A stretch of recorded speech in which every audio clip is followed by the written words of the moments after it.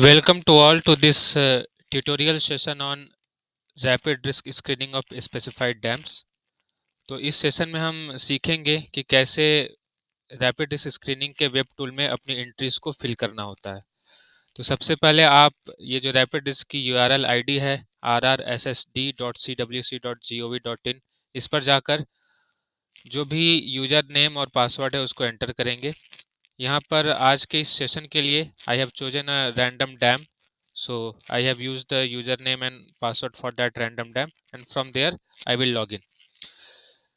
तो ये जो होम पेज आप देखेंगे इस वेबसाइट की, there you will have few tabs like downloads where you will find some relevant important documents, and then there is a FAQ for helping you in filling this rapid disk screening exercise, and then we have the definition of the specified dam. So these are the things you can see in the home page. Okay, so now we are going to start the exercise and step by step हम एक एक sheet पर जाएंगे और देखेंगे कि उस sheet को कैसे फिल करना होता है और उस शीट में जो रेलिवेंट क्वेश्चंस होते हैं उनको कैसे टैकल करना है। सो आई विल लॉग इन। जब आप DSU की लॉगिन आईडी पासवर्ड से लॉगिन करेंगे तो ये इंटरफेस आपको दिखाई देगा। तो फॉर्म को फिल करने के लिए हमें इस जो कॉलम में RRSSD फॉर्म्स वाला जो ऑप्शन है उस ऑप्शन पे जाना होगा और उस पर क्लिक करते ही हमें दोनों इंडेक्स दिख जाएंगे, फ्रेजिलिटी इंडेक्स और पोटेंशियल इम्पैक्ट। तो हम स्टार्ट करेंगे फ्रेजिलिटी इंडेक्स से फिल करना। एज वी ऑल नो कि फ्रेजिलिटी इंडेक्स हमारा 3 कंपोनेंट का बना होता है, TC, EC और SP। तो मैं TC पे जाता हूँ and then TC1 damage. So we will cover every single sheet of TC, EC and SP in quite detail and learn how to fill the exercise। तो जैसे ही आप TC1 damage पर click करेंगे, then the design reservoir water level achieved in year, this is the thing that you have to enter in this TC1 damage. Unless and until you don't enter a value yours by yourself, the website will automatically fetch the year of construction from the Dharma website and that value will be reflecting here। जैसे आप यहाँ देख रहे हैं इस particular dam के लिए design reservoir water level achieved in year 1929 इन्होंने यहाँ पर धर्मा से फेच करके हमें शो हो रहा है।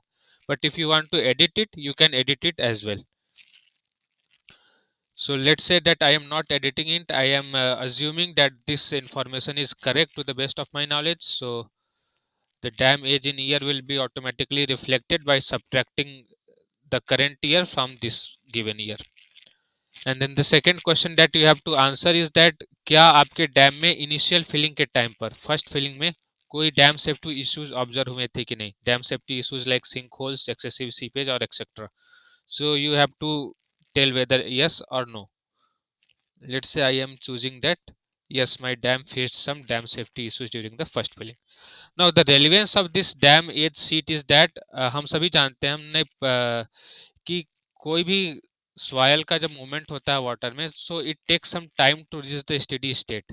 in initial years the things are in transient state and that is the factor of safety is very less during those times।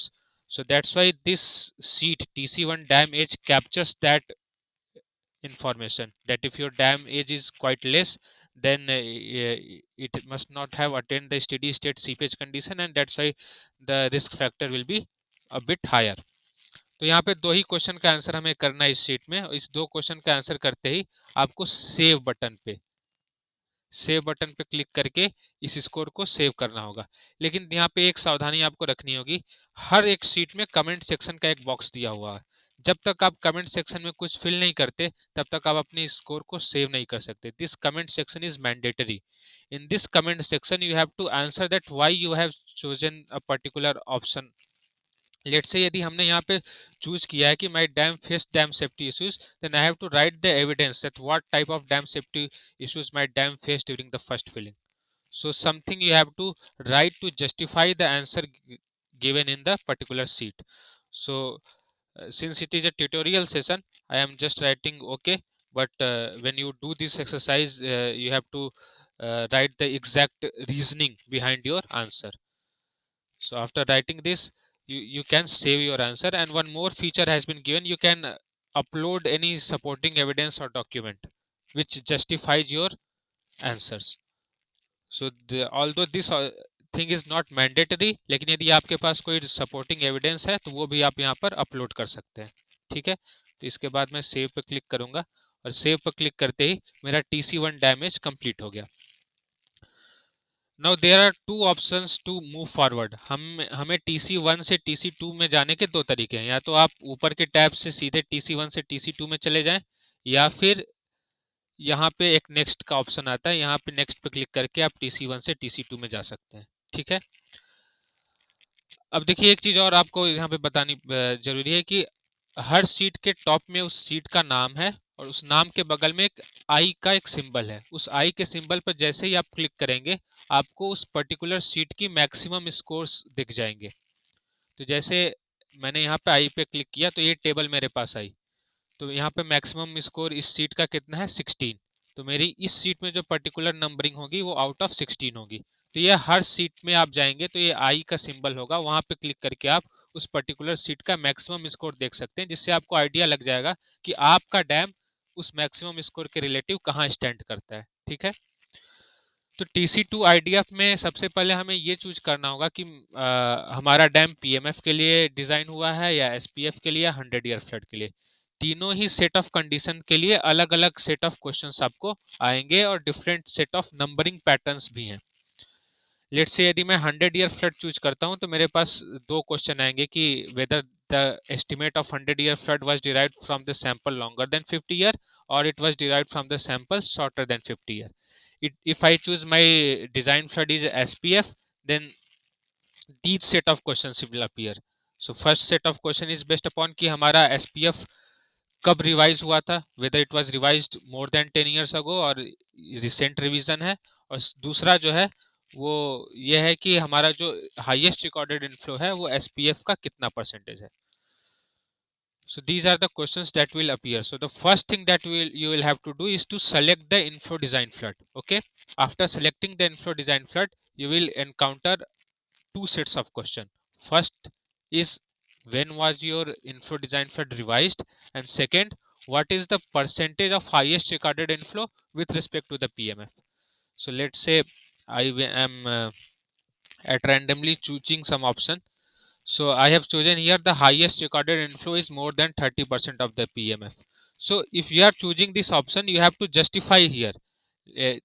जैसे मैं एक एग्जांपल लेता हूं कि मेरे डैम में हाईएस्ट रिकॉर्डेड इनफ्लो, यानी कि पूरे डैम के ये हिस्ट्री में जो हाईएस्ट रिकॉर्डेड इनफ्लो आया वो लेट से 10,000 क्यूमेक रहा, और जो PMF है वो मेरे डैम का है 20,000 cubic. So the highest recorded inflow is 50%. So it is qualifying for the third option, that highest recorded inflow is more than 30%. तो इस तरीके से कमेंट सेक्शन में आपको अपने इस ऑप्शन को जस्टिफाई करना होगा कि आपने वो ऑप्शन क्यों चूज किया है। इस तरीके से आप ये शीट फिल कर सकते हैं। 100 ईयर फ्लड पे जब आप क्लिक करेंगे तो आपको डिफरेंट सेट ऑफ क्वेश्चन आएंगे। तब आपसे ये पूछा जाएगा कि आपका एस्टिमेट 50 साल से पुराना का था या whether your estimate of 100 year flood was based upon sample longer than 50 year or shorter than 50 year. Okay, in some cases states का ये कंप्लेन रहता है कि उनके पास पता ही नहीं है कि उनका डैम किस फ्लड के लिए डिजाइन हुआ है। तो उस केस में गाइडलाइंस हैं हमारे पास जो ये डिपिक्ट करती हैं कि कितने हाइट और कितने स्टोरेज के डैम्स को किस टाइप के फ्लड के लिए डिजाइन करना है। आप उन गाइडलाइंस का भी हेल्प ले सकते हैं।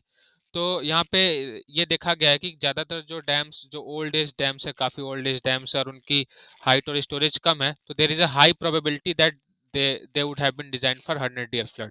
तो इन केस यदि आपके पास कोई डॉक्यूमेंट्री एविडेंस नहीं है तो आप इससे आइडिया लगा सकते हैं कि आपका डैम किस फ्लड के लिए डिजाइन हुआ है। ठीक है, तो यहाँ पे हमने ये ऑप्शन क्लिक किया। अब मेरे पास कोई फाइल होता है तो मैं यहाँ पर चूज करके मैं डॉक्यूमेंट्री एविडेंस अपलोड भी कर सकता हूँ। ठीक है, इसके बाद इसको हम सेव करेंगे। ये सेव करते ही हमारा TC2 फिल हो गया। अब हम TC3 पर जाते हैं। TC3 की सीट साइस्मिक डिजाइन की सीट है। तो पहला क्वेश्चन बहुत ही आसान है कि आपका डैम किस साइस्मिक जोन में है। उसके लिए आप हमारा वेल डिफाइंड कोडल प्रोविजन है, वहाँ पे आप चूज कर सकते हैं कि आपका डैम किस साइस्मिक जोन में आता है। सेकेंड और थर्ड क्वेश्चन थोड़े से ट्रिकी हैं, जो ज़्यादातर देखा गया है जब हम स्टेट्स में जाते हैं ट्रेनिंग देने, कि स्टेट्स के पास इससे रिलेटेड डेटा अवेलेबिलिटी नहीं होती। तो उस केस में आपको ये कैसे आंसर करना है, उसके लिए एफएक्यू में काफ़ी डिटेल्ड हमने बताया है। ये एफएक्यू आप RRSST के वेबसाइट से भी डाउनलोड कर सकते हैं। तो इस एफएक्यू में हमने काफ़ी डिटेल में बताया है कि कैसे इस TC2 साइस्मिक डिज़ाइन की सीट को आंसर करना है। ठीक है, तो हम एक बार क्वेश्चंस पर जाते हैं। पहला क्वेश्चन है कि आपका डैम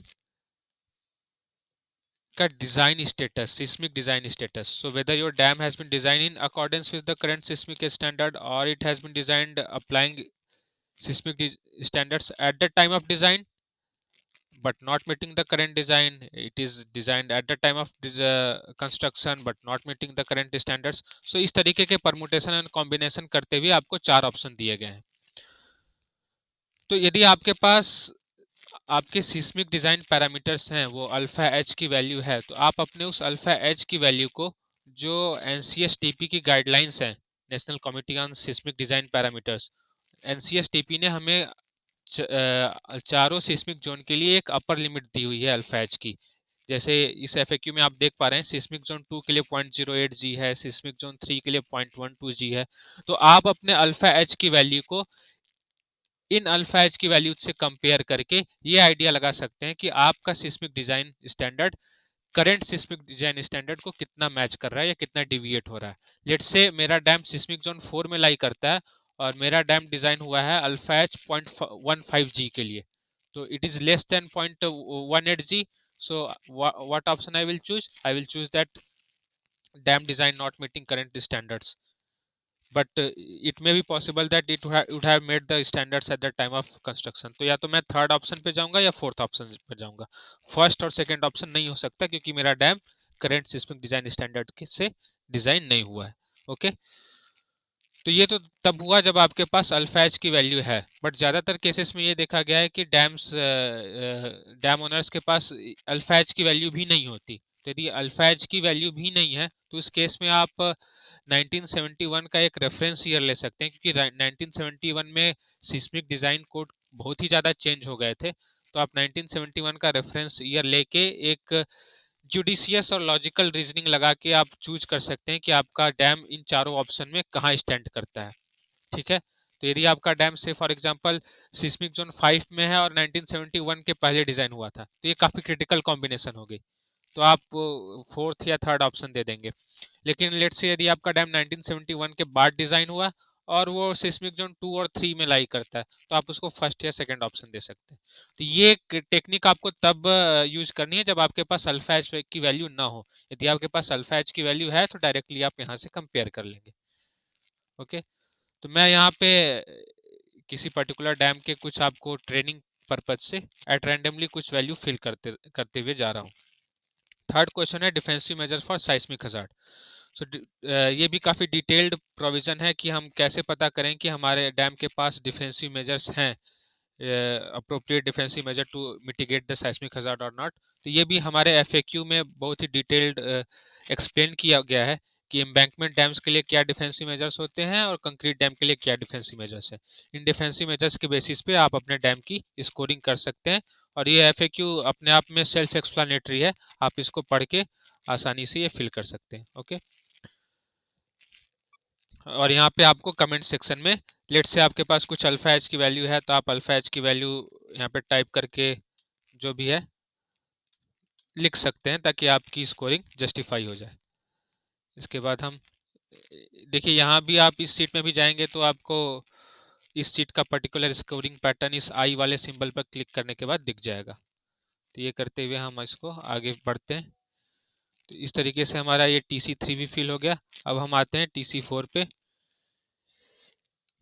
TC4 में कई सारे सेक्शन हैं। पहला लैंडस्लाइड इनटू रिजर्वायर, दूसरा ग्लोफ का, तीसरा landslide lake outburst flood, and fourth one is sedimentation. So there are 4 sections in this TC4 sheet. So the first section talks about landslide into reservoir, कि whether your reservoir has a potential for landslide or not, and the second section is whether there has been some historical evidence or not. तो आप देखेंगे कि तीनों section में यही pattern है। पहले सेक्शन में हम ये पूछ रहे हैं कि इसका पोटेंशियल कितना है, जैसे यहाँ पे आप देख रहे हैं लैंडस्लाइड का पोटेंशियल कितना है, यहाँ पे आप देख रहे हैं ग्लोफ का पोटेंशियल कितना है, यहाँ पे आप देख रहे हैं एल्डोफ का पोटेंशियल कितना है। और जो सेक्शन बी है उसमें हम पूछ रहे हैं कि हिस्ट्री में ऐसे एविडेंस हुए थे कि नहीं। ठीक है, तो इसके बेसिस पे आप अपने डैम को स्कोर कर सकते हैं। अब जब हमने ट्रेनिंग्स की तो ज़्यादातर स्टेट्स के पास ये इन्फॉर्मेशन नहीं होती कि लैंडस्लाइड इनटू रिजर्वायर का पोटेंशियल कितना है। तो इसको आप कैसे जज करेंगे? इसको जज करने के कई कई सारे तरीके हो सकते हैं कि लेट्स से यदि आपके डैम का रिजर्वायर लेवल बहुत ज़्यादा फ्लक्चुएट करते हैं आप, तो वहाँ पे ज़्यादा पोटेंशियल है लैंडस्लाइड का रिजर्वायर में। यदि आपका डैम का रिजर्वायर रिम का slope it's too steep, then it is also quite good potential for landslide into reservoir. But if it is not too steep, you don't fluctuate the water level, then there is very less potential for landslide into reservoir. So based upon these facts you can answer these questions. But if you have some well documented evidence, then you can it should be always the priority to use those things while answering this question. अब last वाला है आपका siltation का, कि siltation के कारण आपकी design live storage कितनी लेस हुई है। तो अगर आपने स्टडी कराई है तो उस स्टडी के बेसिस पे इस सेक्शन को आंसर कर सकते हैं। यदि आपके पास सेडिमेंटेशन स्टडी नहीं है तो इस केस में कैसे आंसर करना है ये भी हमने इस एफएक्यू में मेंशन किया हुआ है। ठीक है, तो इसके बाद हम आगे बढ़ेंगे। यहाँ पे for the training purpose I am just writing okay, but you have to very clearly justify your answer. Now we will move to TC5 dam length. It is one of the most easiest sheet of the whole exercise. यहाँ पे आपको अपने dam के different components के length mention करने हैं. Just try to add all the length of your dam. आपको different components के length आप mention कीजिए और total summation ये यहाँ पे ये website में आपको मिल जाएगी. Let's say I am writing 500, 400 and 200. So total dam length it is getting automatically calculated. So based upon the total dam length my score will get reflected here. Okay, now I will move to TC6 conduit. So you have to pay good attention over here, TC6 conduit. So पहले आपको इस TC6 conduit sheet में तीन ही option दिखेंगे, no conduit present, conduit in direct contact, और जो second option है conduit having concrete cradles that extend up to the spring line of the pipe.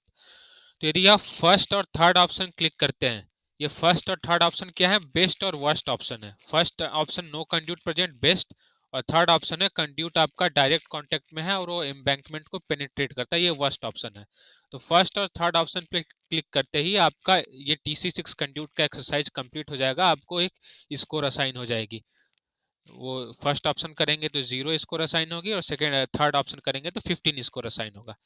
लेकिन जैसे ही आप सेकंड ऑप्शन पर क्लिक करेंगे तो आपसे फर्दर एक different set of questions appear होंगे, और उस डिफरेंट सेट ऑफ क्वेश्चन में आपको फिर बताना होगा कि कौन कौन सा प्रॉपर्टी आपके कंड्यूट में है। तो second option is conduit having concrete cradles that extend up to the spring line of the pipe. If you choose this option, then you have to further tell that whether your conduit has diaphragm filter or not, whether your conduit has interior or exterior joint protection or not. These things you have to select. Okay, now you can see here that here in the FAQ we have very categorically mentioned what are the good properties of a conduit and how to check whether our conduit has been designed as per the modern standards or not. You can see here that the conduit design is not of modern design or diaphragm filter. So how to decide upon these things, you can refer to the FAQ and accordingly you can answer the sheet. Okay,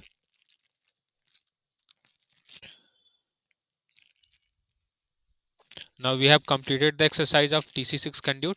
Now we will move to TC7 filter. TC7 filter sheet is quite tricky sheet, but those who have done this exercise in the Excel sheet, they will find it very easy comparing to Excel sheet. In the Excel sheet, all the options were shown to you at once. आपको सारे के सारे option एक साथ ही दिख जाते थे Excel seat में, लेकिन यहाँ पे ऐसा नहीं है। यहाँ पे आप क्या है कि आप जो रेलिवेंट ऑप्शन क्लिक करेंगे उस पर्टिकुलर कंडीशन के लिए जो रेलिवेंट क्वेश्चन आपके कंडीशन में पूछे जाने चाहिए वही रेलिवेंट क्वेश्चन आपसे पूछे जाएंगे। ठीक है, तो इसको हम स्टेप बाय स्टेप डील करेंगे इस शीट को, ताकि आपको आसानी हो समझने में। तो सबसे पहले आपके ये फर्स्ट सेकंड थर्ड क्वेश्चन है। ओके, यदि आप इन तीनों क्वेश्चन के आंसर यस करते हैं,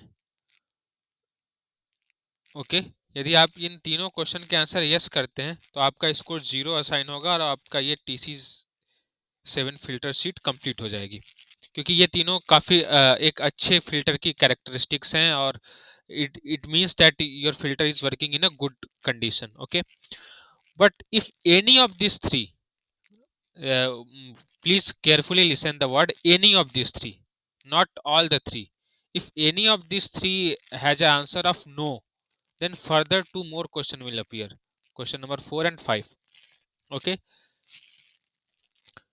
so now see the question number 4 and 5. These question number 4 and 5 are very critical condition, means critical filter in a gradient zone is absent, it is not, it is highly undesirable thing. So if any of the 4 and 5 is holding true for your case, let's say I am saying that statement number 5 is holding true for my case, then in that case the highest score of this sheet, that is 24, will get assigned to you. Okay, now you have very clearly understood the first and second condition. पहली condition क्या थी, हमें केवल 3 statement दिख रहे थे, उन तीनों स्टेटमेंट का आंसर यस था तो हमें स्कोर 0 मिल रहा था। उन तीनों में से कोई भी नो हुआ तो फर्दर 2 ऑप्शन हमारे पास और खुल के आ गए। अब उन जो दो नए ऑप्शन आए हैं, उन दोनों नए ऑप्शन में हमारा कोई भी ऑप्शन का यस होता है तो क्या होगा, हमें हाईएस्ट स्कोर मिल जाएगा 24 का। अब यदि दोनों ऑप्शन 4th और 5 दोनों में हम नो करेंगे तो फर्दर एक क्वेश्चन हमारे पास और रिफ्लेक्ट हो जाएगा, और वो क्वेश्चन क्या बोलता है, is this a homogeneous dam with a toe drain and low exit gradient. यदि इस क्वेश्चन का आप यस करते हैं तो आपको 10 स्कोर असाइन हो जाएगा, यहाँ पे आप फाइनल स्कोर में देख सकते हैं, और आपका असेसमेंट कंप्लीट हो जाएगा। लेकिन यदि इसका आंसर आपका नो है, आप इसको नो करेंगे तो फर्दर 4 और क्वेश्चन आपको दिख जाएंगे, और इन चारों क्वेश्चन का भी अपनी अपनी स्कोरिंग पैटर्न है। यदि आप पहले क्वेश्चन पे क्लिक करेंगे तो आपको 1 to 10 के बीच का कोई एक स्कोर देना होगा, और यदि आप सेकेंड थर्ड और फोर्थ स्टेटमेंट में किसी एक पर क्लिक करेंगे तो आपको 10 to 24 के बीच का कोई स्कोर इंटरपोलेट करके देना होगा। ठीक है, तो ये now statement number 1 to 6 and then statement number 1 to 4, ये जो 10 स्टेटमेंट्स हैं ये आपकी फिल्टर की पूरी कंप्लीट सीट हुई। तो जो एक्सेल टूल था इस रैपिड डिस्क स्क्रीनिंग का, उस एक्सेल टूल में आपको ये कंप्लीट 10 स्टेटमेंट्स एक साथ दिख जाते थे, जिससे कि काफ़ी परेशानी होती थी फिल करने में। लेकिन यहाँ पे आपको काफ़ी स्ट्रीमलाइन कर दिया गया है, जैसे जैसे आप क्वेश्चन का आंसर देते जाएंगे वही रेलिवेंट क्वेश्चन आपको दिखते जाएंगे। ठीक है,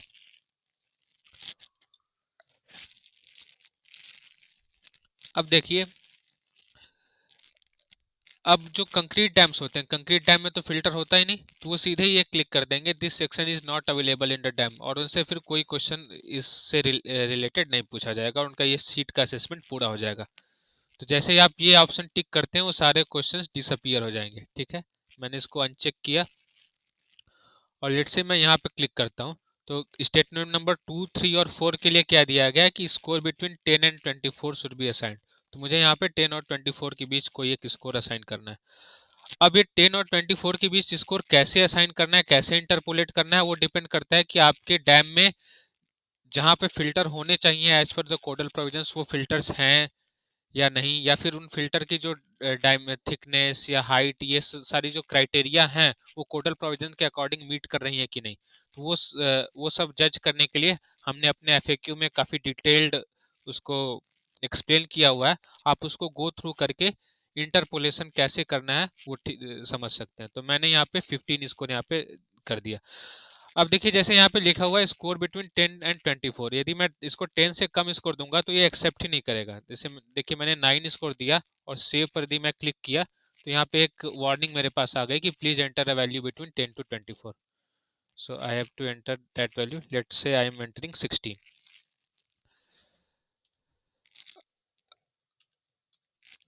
it is highly recommended that while filling this filter sheet आप डॉक्यूमेंट्स में अपने डैम का प्रोफाइल और क्रॉस सेक्शन ये अपलोड कर दीजिए। It will be very helpful for the quality management team to decide कि आपने अपने डैम को सही स्कोर किया है कि नहीं किया है। ठीक है, इसके साथ ही आप सेव क्लिक करेंगे तो इस पर्टिकुलर TC7 फिल्टर हमारा सेव हो जाएगा।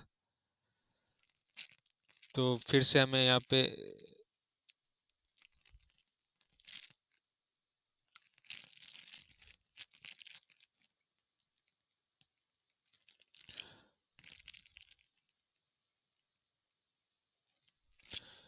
so now you are seeing that by doing the different permutation and combination you will have the different type of score। तो यहाँ पे फोर्थ और फिफ्थ का मैंने क्या चूज किया, if either of this condition is present the score 24 will be assigned and score 24 has been assigned। So accordingly to the option that you choose you will get the desired option। Okay, now we will move to TC8 foundation। As I said earlier कि आप कोई भी seat fill करने से पहले उसके scoring pattern को देख लीजिए। तो यहाँ पे आप देख रहे हैं कि TC8 फाउंडेशन का जो टोटल वेटेज है वो 28 है and this is the highest weightage out of all TC seats। The second highest was filter, TC7 filter was having weightage of 24। So these two seats you have to very carefully fill, TC7 filter and TC8 foundation, because they will ultimately contribute more to your risk score। Okay, तो foundation और and abutment वाली seat में जो first question है आपको वो ये बताना होगा कि आपका डैम किस टाइप के फाउंडेशन पर बना है, वो बेडरॉक टाइप का फाउंडेशन है या ओवरबर्डन या बोथ। तो आप जो ऑप्शन क्लिक करेंगे उसी ऑप्शन के रिलेवेंट क्वेश्चन आपको अपीयर होंगे। से फॉर एग्जांपल मैं ओवरबर्डन पर क्लिक करता हूँ तो बेडरॉक वाले क्वेश्चन हट गए हमारे सेक्शन में से। यदि मैं बेडरॉक पे क्लिक करूंगा तो ओवरबर्डन वाला क्वेश्चन हट जाएगा, केवल मुझे बेडरॉक का पोर्शन ही दिखाई देगा। मैं बोथ करूंगा तो मुझे दोनों ही फिल करने होंगे। ठीक है, तो ये चीज आपको इसमें ध्यान देनी है कि सबसे पहले आपको टाइप ऑफ फाउंडेशन चूज करना है। तो टाइप ऑफ फाउंडेशन मैंने चूज कर लिया, लेट्स से बेडरॉक। अब पहला इसमें जो स्टेटमेंट आता है वो आपसे ये पूछते हैं कि whether you have the knowledge about geology of the site or not. So if you say that yes I don't have any knowledge about my geology, so what will happen, you will get the maximum score, that is 28। इस score का इस seat का maximum score क्या है 28, तो आपको 28 out of 28 मिल जाएगा। यदि आप ये बोलते हैं कि आपको अपने जियोलॉजी के बारे में कोई भी इंफॉर्मेशन नहीं है, सो वी हाईली रिकमेंड कि आप इस ऑप्शन को चूज ना करें, because you have the dam with you, you have you can easily get some sort of information by looking into the foundation। So try to gather some information, try to through logical reasoning try to obtain some information। आप सीधे बोल देंगे कि मेरे पास कोई geology पता ही नहीं है तो वो आपके रिस्क स्कोर को अननेसेसरली बढ़ा देगा। तो मैं इस स्टेटमेंट को फॉल्स करता हूँ। ठीक है, अब इसको मैं फॉल्स किया तो मेरे पास फर्दर 3 स्टेटमेंट आ रहे हैं।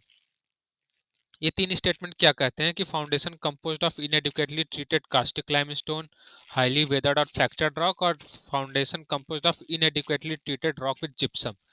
इन तीनों कंडीशन में से कोई भी कंडीशन यदि ट्रू होती है, आप इसको ध्यान दीजिएगा, कोई भी कंडीशन, तीनों नहीं, तीनों में से कोई भी एक कंडीशन यदि ट्रू होगी तो आपको मैक्सिमम स्कोर 28 असाइन हो जाएगा और आपका फर्दर क्वेश्चंस का आंसर नहीं करना होगा, क्योंकि ये तीनों काफी क्रिटिकल कंडीशन है। ठीक है, तो यदि आप इन तीनों स्टेटमेंट को अनटिक करेंगे तो ही आपको ये फर्दर जो क्वेश्चंस आ रहे हैं उन क्वेश्चंस को आंसर करना होगा।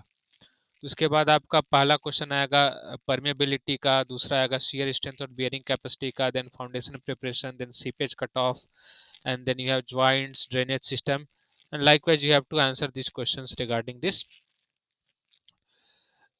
foundation। okay, सो हमने ये देखा स्टेट्स में जाके जब हम ट्रेनिंग करते थे कि लोगों को अपने डैम के फाउंडेशन के शियर स्ट्रेंथ और बियरिंग कैपेसिटी का ज़्यादा आइडिया नहीं होता, उनके पास कोई ऐसा एविडेंस नहीं होता। तो उस केस में आपको कैसे आंसर करना है ये हमने इस FAQ में बताया हुआ है कि बेडरॉक के कंडीशन में यदि आपके डैम के अपस्ट्रीम और डाउनस्ट्रीम स्लोप्स का सम 1 से ज़्यादा है तो आप ऑप्शन नंबर 1 चूज करेंगे, 0.95 to 1 है तो आप ऑप्शन नंबर 2 चूज करेंगे।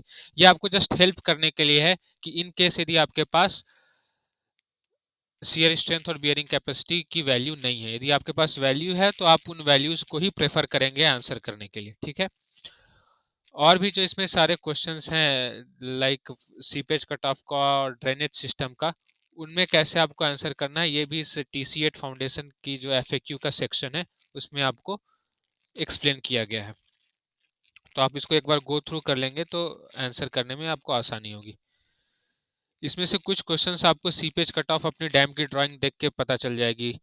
ड्रेनेज सिस्टम भी आप अपने डैम की ड्राइंग देख के बता सकते हैं। एग्जिट ग्रेडियंट और अपलिफ्ट प्रेशर के लिए आपको थोड़ा सा कैलकुलेशन करना पड़ सकता है, ठीक है। तो ये ओवर बेडरॉक की सीट हो गई। यदि मैंने ओवरबर्डन पर क्लिक किया होता तो मुझे ओवरबर्डन की सीट फिल करनी होती, ठीक है।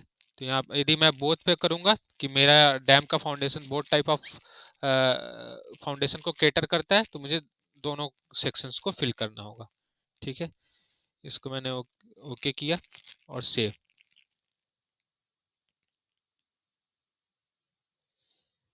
तो इस तरीके से हमारा TC का पूरा सेक्शन फिल हो गया from TC1 to TC8।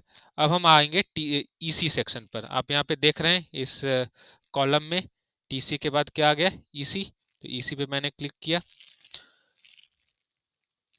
EC में पहली जो सीट आती है आपकी साइस्मिक रेजिस्टेंस की, ठीक है। तो साइस्मिक रेजिस्टेंस में पहला जो आपका सेक्शन है, सबसे पहले मैं आपको ये बताना चाहूँगा कि EC सेक्शन जो है आपका, जो TC सेक्शन था वो डिज़ाइन रिलेटेड क्वेश्चन पे डिपेंडेंट था। जो आपका EC सेक्शन है वो आपके डैम के प्रेजेंट कंडीशन पे, मतलब कि जो आप प्री और पोस्ट मानसून इंस्पेक्शन में देखते हैं उसके बेसिस पे है। तो आप EC सेक्शन फिल करने से पहले यदि आप अपनी लेटेस्ट मानसून इंस्पेक्शन की रिपोर्ट अपने पास रख लेंगे तो आपको आसानी होगी इस EC कंपोनेंट को फिल करने में। तो पहला ऑप्शन तो है पास्ट साइस्मिक इवेंट का।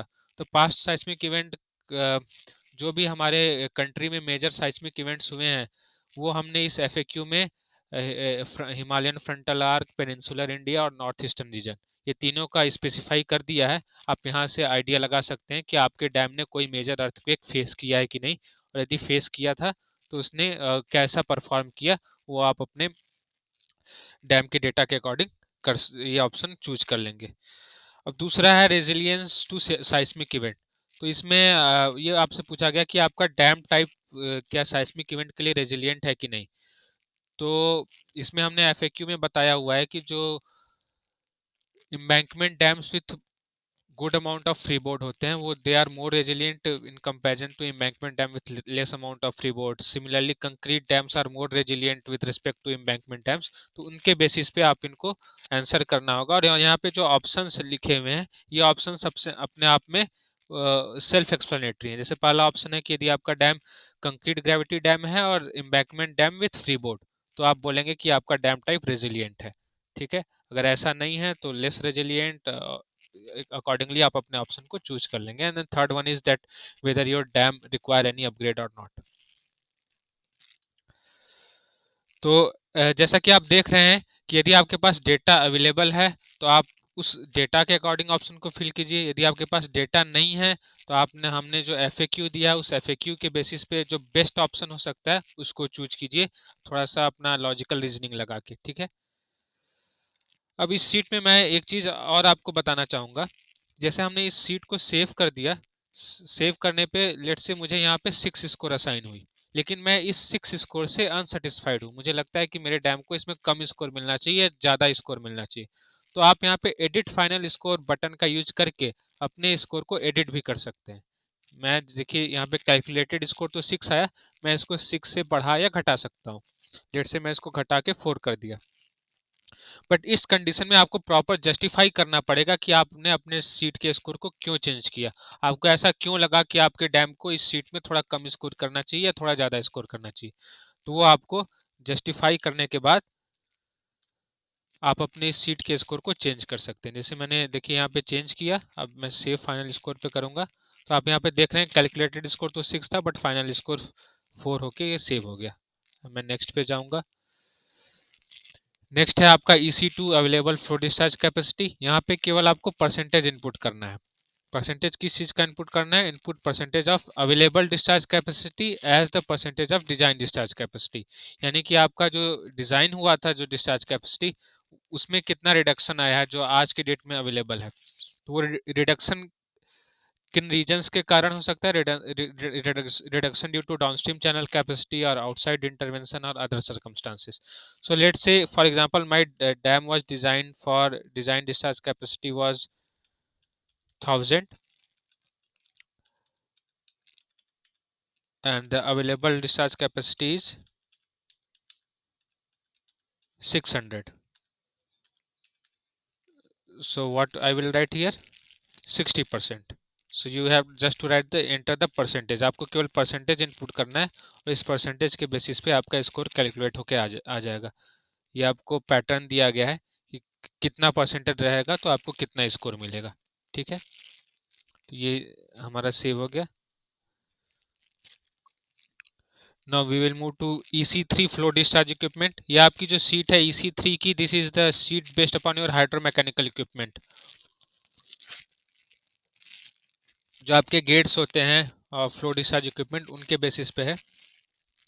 तो ये काफ़ी सेल्फ एक्सप्लेनेटरी सीट है। आपको आपके अपने हाइड्रोमैकेनिकल इक्विपमेंट की टेस्टिंग करते हैं कि नहीं, गेट्स की स्ट्रक्चरल कंडीशन कैसी है, कंड्यूट्स क्या, यदि वो आईडीएफ पास करने के लिए डिज़ाइन किए गए थे तो क्या वो कैपेबल हैं आईडीएफ पास करने के लिए कि नहीं, O&M blockages. So based upon this condition you can very easily answer this sheet. Okay, now we will move to EC4 backup power. So these are very simple sheets. I will not devote much time on EC4 sheet.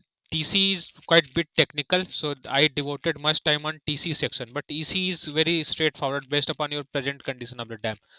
So EC4 is backup power.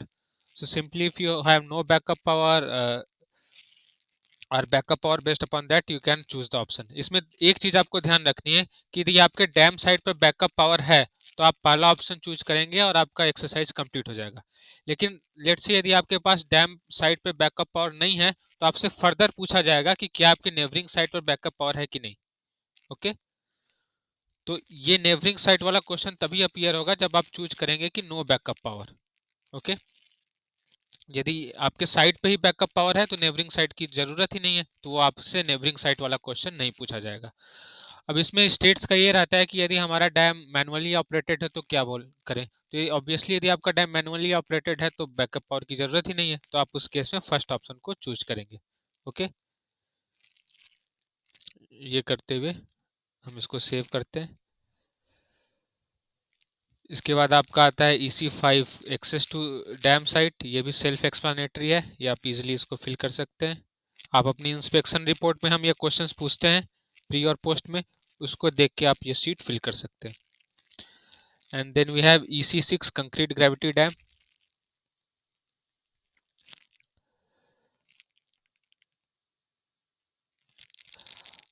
अब यहाँ पे जो बात की गई है concrete gravity dam की, ये आपके नॉन ओवरफ्लो सेक्शन की बात है। लेट्स से आपका डैम अर्दन डैम है विथ स्पिलवे, स्पिलवे आपका कंक्रीट का है और आपका डैम अर्दन डैम है, तो आप इस सीट को नहीं फिल करेंगे क्योंकि स्पिलवे के लिए अलग से EC7 सीट है। ये सीट केवल वही डैम्स फिल करेंगे जिनके पास कंक्रीट ग्रेविटी का NOF सेक्शन है, नॉन ओवरफ्लो सेक्शन।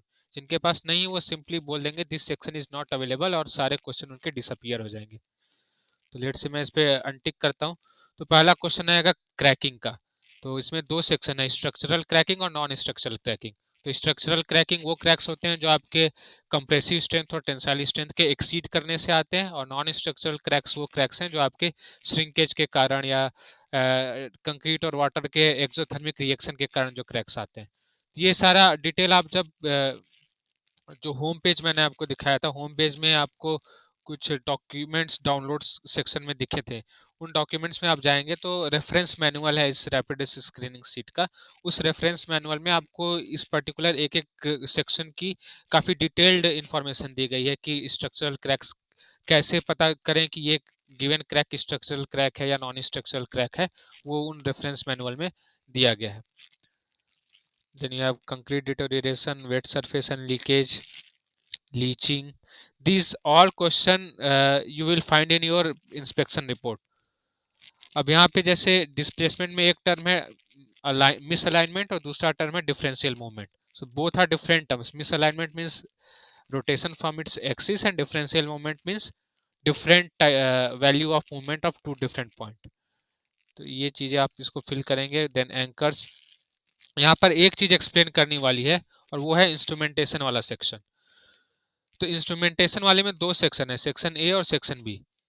इसमें आपको ये ध्यान देना है कि यदि आपका आप बोलेंगे कि नो इंस्ट्रूमेंटेशन, मेरे डैम में कोई इंस्ट्रूमेंटेशन ही नहीं है, तो हम सेक्शन बी पूछेंगे ही नहीं, क्योंकि सेक्शन बी में वो क्वेश्चन है जो आपसे हाँ ये पूछना चाहते हैं कि आपके इंस्ट्रूमेंटेशन कैसा ट्रेंड शो करते हैं. तो यदि आपके पास इंस्ट्रूमेंटेशन ही नहीं है तो आप बता ही नहीं सकते कि आपके इंस्ट्रूमेंटेशन कैसा ट्रेंड शो कर रहे हैं. तो यदि आप 4 ऑप्शन पे क्लिक करेंगे तो ये आपका सेक्शन बी डिसअपियर हो जाएगा. ठीक है, ये देखिए मैंने 4th पे क्लिक किया तो सेक्शन बी डिसअपियर हो गया. तो ये चीज़ आपको ध्यान रखनी है. और इंस्ट्रूमेंटेशन को आपको कैसे पता चलेगा कि आपके पास एडिक्वेट इंस्ट्रूमेंटेशन है कि नहीं, तो इसके लिए आप ये जो रेगुलेशन पब्लिश हुआ है एनडीएसए के द्वारा उससे कंपेयर करेंगे कि आपके डैम में प्रॉपर इंस्ट्रूमेंटेशन है कि नहीं. Okay, so this is now completed.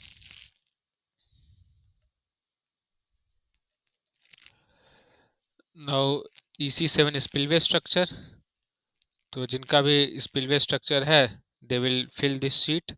I think these terms are self-explanatory, and this instrumentation section you will find everywhere from EC6 to EC9. Okay.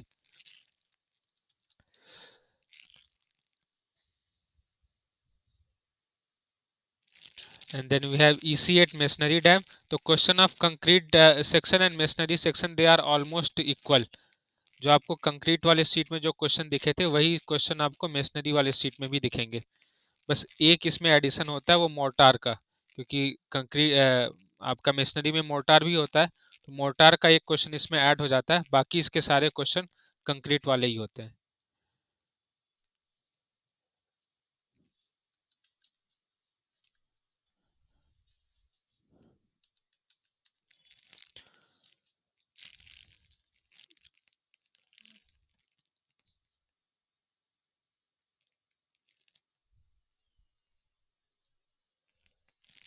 So now we have completed up to EC8.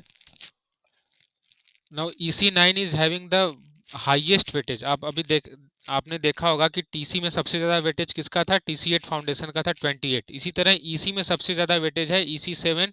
EC8 आपका जो embankment dam है इसका सबसे ज़्यादा weightage है 70. तो आपको इस सीट को बहुत ही केयरफुली फिल करना है.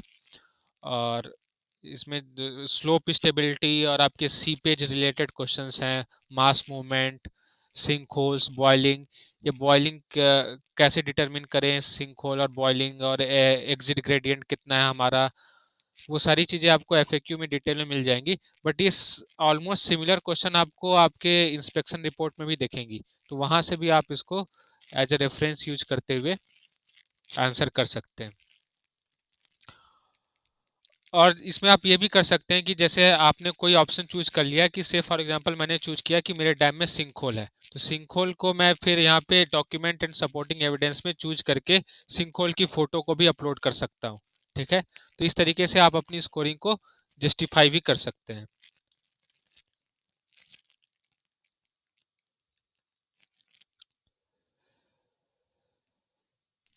तो इस तरीके से आपका EC9 भी कंप्लीट हो गया. अब आता है EC सेक्शन का लास्ट सीट EC10. इसमें एक चीज आपको ध्यान देनी है कि EC10 वाली जो सीट है उसका आपका कोई रिस्क वेटेज ऐड नहीं होता. It is just to flag a issue कि whether your dam is classified as class A structure or not. Class A structure क्या होता है ये आपको कंडीशन दिख जाएंगी, active sink hole, boiling down stream, slope instability और डिस्चार्ज ऑफ मडी वाटर और any other these conditions. Okay, so based upon this आपको बताना है कि आपका डैम क्लास ए स्ट्रक्चर है या नहीं, और weather your dam breach can cause cascading failure और नॉट. ओके, तो ये दोनों क्वेश्चन आपको जस्ट आंसर करने हैं यस और नो में. इसका रिस्क वेटेज आपका ऐड नहीं होगा. इसको मैंने सेव किया. तो ये हमारा EC सेक्शन भी कंप्लीट हो गया. तो हमने TC और EC कंप्लीट कर लिया. So we have completed around 130 weightage of TC, around 320 weightage of EC. अब SP सेक्शन बहुत ही सबसे सिंपल सेक्शन है और काफ़ी इजी है। इसमें केवल आपसे डॉक्यूमेंटेशन रिलेटेड क्वेश्चन पूछे जाते हैं कि आपके पास डिटेल ड्राइंग है कि नहीं, और इनका वेटेज भी काफ़ी कम होता है। जैसे आप देखिए इस सीट का वेटेज केवल 2 है, only 2। So accordingly you will answer कि आपके पास पूरी डिटेल ड्राइंग है कि नहीं, आपके पास ऑर्गेनाइजेशन स्टाफ ओएनएम मैनुअल है या नहीं, उसके बेसिस पे आप इस स्कोर को इस इसी सेक्शन को फिल करेंगे। जो SP2 की सीट है आपकी वो है ओएनएम मैनुअल की। तो if you have ONM manual as per the latest guideline and regulation you will click first option. If you don't have ONM manual you will click second option, third option. But यदि आपके पास O&M manual तो है but वो NDSA या CWC की guidelines के according नहीं है, तो फिर आपको further different set of question आएंगे जिसमें आपको बताना पड़ेगा कि ठीक है वो गाइडलाइंस के अकॉर्डिंग नहीं है लेकिन आपके ओएनएम मैनुअल में क्या क्या इंफॉर्मेशन कंटेंट है। ठीक है, तो इससे आप इसको आंसर कर लेंगे। आपने ध्यान दिया होगा कि इस सीट की जो पैटर्न है वो आपके कंड्यूट सेक्शन के मैच करती है। जो आपने TC6 कंड्यूट सेक्शन देखा था कि इसमें 3 ऑप्शन थे, पहला और थर्ड क्लिक करने पर आपका असेसमेंट कंप्लीट हो जा रहा था और सेकंड वाला क्लिक करने पर डिफरेंट सेट ऑफ क्वेश्चन आ रहे थे। सेम यही पैटर्न आपका SP2 का भी है। फर्स्ट और थर्ड आप चूज करेंगे तो ये बेस्ट और वर्स्ट ऑप्शन है, असेसमेंट कंप्लीट, और मिडिल वाला चूज करेंगे तो आपको फर्दर कुछ और बताना पड़ेगा। ठीक है, तो ये आपका हो गया, इसको मैंने सेव किया। तो ये आपका SP2 हो गया। अब देन SP3 है आपका EAP का। तो आपके पास EAP इम्प्लीमेंटेड है कि नहीं, दैट इज यस और no, emergency action plan is in place और नॉट। तो यदि आपके पास EAP है, यदि आप यस पर क्लिक करेंगे तो आपको बताना पड़ेगा कि आपके EAP में ये चारों ऑप्शन है या नहीं। सी केवल EAP होना ही अपने आप में अच्छी बात नहीं है। आपका EAP एज पर गाइडलाइन होना चाहिए। आपके EAP में ये सब इंफॉर्मेशन होना चाहिए कि अगर आपके पास कोई डैम फेल हो रहा है तो उस डैम फेल को अरेस्ट करने के लिए आपको कहाँ से पर्सनल और कहाँ से इक्विपमेंट्स लाने हैं, कॉन्टैक्ट डिटेल्स पूरे वेल मेंटेन्ड होने चाहिए। तो यदि आप ये बोलते हैं कि आपके पास EAP है तो आपको बताना पड़ेगा कि आपके EAP में ये सारी इन्फॉर्मेशन है या नहीं। जो आप इन्फॉर्मेशन होगी उसको आप टिक करेंगे, जो नहीं होगी उसको अनटिक करेंगे। लेकिन जैसे ही आप ये बोलते हैं कि आपके पास EAP ही नहीं है, तो EAP है ही नहीं तो ये चारों ऑप्शन आपके डिसेबल हो गए। तो EAP है ही नहीं तो ये चीज़ें होंगी ही नहीं आपके पास। ठीक है, तो अकॉर्डिंगली आप इसको फिल करेंगे। और इसमें आप अगर आप यस पे क्लिक करते हैं तो चूज फाइल में जाके आप अपनी EAP अपलोड भी कर सकते हैं। ठीक है, इसको हमने सेव किया। अब SP4 है ऑर्गेनाइजेशन और स्टाफिंग का, कि आपके डैम पे स्टाफ है कि नहीं, स्टाफ कॉम्पिटेंट है या स्किल्ड है या अनस्किल्ड है। तो ये काफ़ी इजी है, इसको मैं फिल करता हूँ। अब हम आ गए SP5 पे कि आप अपने इंस्पेक्शंस को टाइमली परफॉर्म करते हैं कि नहीं, इंस्पेक्शन रिपोर्ट को एनालाइज करते हैं कि नहीं, उसके बेसिस पे। जैसे कि आप अभी करेंटली प्री मानसून इंस्पेक्शन चल रहा है तो आप विद इन द टाइमलाइन उनको सबमिट करते हैं कि नहीं। Upon this basis you can answer. Similarly आपका SP6 है डैम सेफ्टी रिपोर्ट को, कि आप रिपोर्ट के अकॉर्डिंग जो भी रिकमेंडेशंस दिए जाते हैं उन रिकमेंडेशंस को ट्रैक करते हैं कि नहीं, आपका रिपोर्ट में एडुकेसी ऑफ इंफॉर्मेशन होती है कि नहीं। Based upon that you will have to answer these questions. And then now we have moved to SP6 we have completed. Yes, we have completed. Now we'll move to SP7 follow up action, कि आपके जो dam safety report होते हैं, dam safety report में जो भी आपको deficiencies दिखती हैं और जो भी रिकमेंडेशन दिए जाते हैं उन डिफिशियंसीज को एलिमिनेट करने के लिए आप प्रॉपर एक्शन लेते हैं कि नहीं। जैसे देखिए इसमें पहला ऑप्शन है कि all action taken and all critical deficiencies eliminated. तो आप फर्स्ट ऑप्शन को क्लिक करेंगे। फर्स्ट ऑप्शन को क्लिक करेंगे तो फर्दर आपकी ये सीट कंप्लीट हो जाएगी।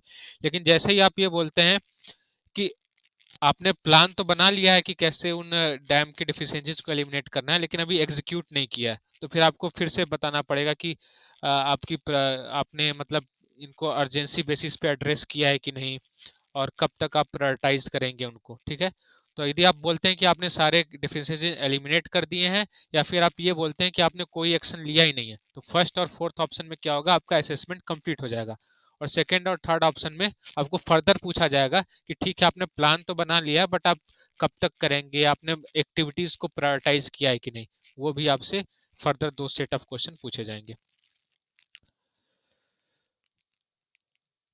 तो ये हमने इसको ओके किया, SP7 हो गया। अब हम SP सीट की और इनफैक्ट पूरे के पूरे फ्रेजिलिटी इंडेक्स की सबसे लास्ट सीट पे आ गए हैं। ठीक है, तो ये आपका रिवर्स सिस्टम ऑपरेशन, ये 18 वेटेज है। ऑल्दो SP सीट का वेटेज काफी कम है, लेकिन SP सीट में SP8 का एक अच्छा खासा वेटेज है 18। तो इसको आपको थोड़ा ध्यान से फिल करना है और इसको समझ लीजिए अच्छे से, क्योंकि एक्सेल टूल में ये काफी हैफाजार्ड मैनर में था और वहां पे दिक्कत होती थी फिल करने में। यहाँ पे हमने वेब टूल में इसको काफी स्मूथ कर दिया है। इसमें पहले तो आपको ये बताना होगा कि आपका स्पिलवे गेटेड है या अनगेटेड है। आप बोलेंगे कि आपका स्पिलवे गेटेड है तो गेटेड स्पिलवे के ही क्वेश्चन आएंगे। आप बोलेंगे कि आपका स्पिलवे अनगेटेड है तो अनगेटेड वाले क्वेश्चन ही आपको दिखेंगे। और फिर दूसरी बात आपसे पूछा जाएगा कि आपका डैम केवल एक ही डैम है पूरे रिवर स्ट्रीम में, या आपके डैम के अपस्ट्रीम और डाउनस्ट्रीम में और सारे डैम्स हैं। तो जो ऑप्शन आप चूज करेंगे उसी के रिलेवेंट क्वेश्चन आएंगे। तो पहला ऑप्शन आपसे पूछा जाएगा गेटेड अनगेटेड का, दूसरा ओनली डैम और मल्टीपल डैम। तो 2 into 2 total 4 set of question है इस पूरे सीट में। ठीक है, तो जैसे मैंने बोला स्पिलवे अनगेटेड और my dam is the only dam. तो मेरा स्पिलवे एक तो अनगेटेड है, दूसरा केवल वही डैम है। तो ऑब्वियसली उसमें हम कुछ कर नहीं सकते रिवर्स सिस्टम ऑपरेशन का, तो आपका असेसमेंट कंप्लीट हो जाएगा। लेकिन मैं बोलता हूँ कि there are more dams upstream और डाउनस्ट्रीम, तो फिर ये क्वेश्चन पूछा जाएगा कि आप जो भी रिलीजेस करते हैं उन रिलीजेस को डाउनस्ट्रीम डैम को कम्युनिकेट करते हैं कि नहीं, आपके पास रिलायबल इन्फो फोरकास्ट है कि नहीं, ये आपसे पूछा जाएगा। ठीक है, यदि आप बोलते हैं कि आपका डैम गेटेड है तो गेटेड है, तो फिर डिफरेंट सेट ऑफ क्वेश्चन आएंगे आपसे कि रूल कर्व है कि नहीं आपके पास। देखिए रूल कर्व वाला क्वेश्चन केवल गेटेड से पूछा जाएगा। आप रूल कर्व को फॉलो करते हैं कि नहीं, आपके पास इन्फ्लो फोरकास्टिंग है कि नहीं, एक्सेस टू रूम कंट्रोल है कि नहीं, accordingly you will answer this question. यदि आप dam is part of multiple dam choose करेंगे तो डिफरेंट सेट ऑफ क्वेश्चन आएंगे। Okay, so this will complete my SP seat and subsequently my fragility part. तो इस तरीके से मेरा SP और फ्रेजिलिटी पार्ट ये पूरा का पूरा कंप्लीट हो गया। अब हम आएंगे पोटेंशियल इम्पैक्ट में। पोटेंशियल इम्पैक्ट में पहला जो आता है आपका पॉपुलेशन एट रिस्क का है। पॉपुलेशन एट रिस्क की वैल्यू को DSU लेवल पर फिल नहीं करनी है, ये वैल्यू फर्दर आगे स्टेजेस में और ऑटोमेटिकली पॉपुलेट कर दी जाएगी। ठीक है, तो इस सीट को आप स्किप कर सकते हैं। पॉपुलेशन एट रिस्क आपको DSU लेवल पे फिल नहीं करना है।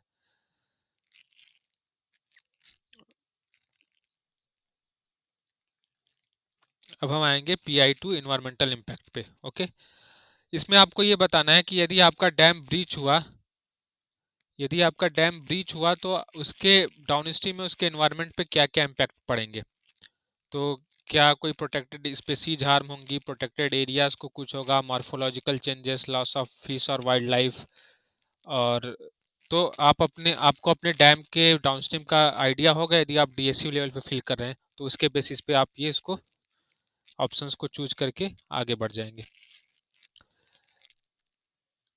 एंड देन जो लास्ट सीट है आपकी इस पूरे एक्सरसाइज की, पूरे रैपिड रिस्क असेसमेंट की जो लास्ट सीट है वो PI3 सोशियो इकोनॉमिक इम्पैक्ट की। यदि आपका डैम ब्रीच होता है तो उसका रेसिडेंशियल डेवलपमेंट पे, इंफ्रास्ट्रक्चर पे, पोर्ट्स पे, स्कूल्स, हॉस्पिटल्स कितने डैमेज होंगे, और डाउनस्ट्रीम में कोई डैम है या न्यूक्लियर फैसिलिटी है कि नहीं, उसके बेसिस पे आपको ये आंसर करना है।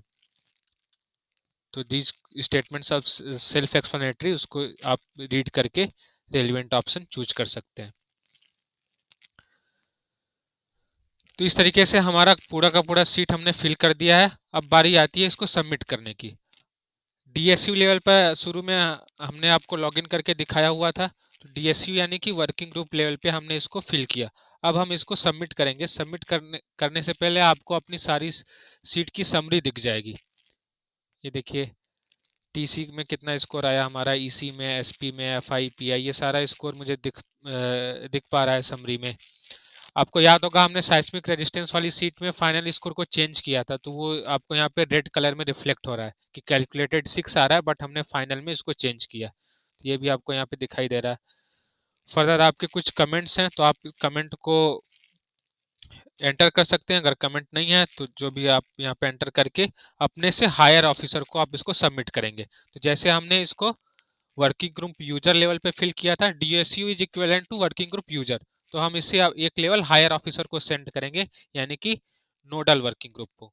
तो forward to nodal working group मैंने यहाँ पे क्लिक किया और मैं इसको फाइनल सबमिट करूंगा। जैसे ही मैं फाइनल सबमिट करूंगा, ये मेरी शीट वर्किंग ग्रुप नोडल के पास सबमिट हो जाएगी।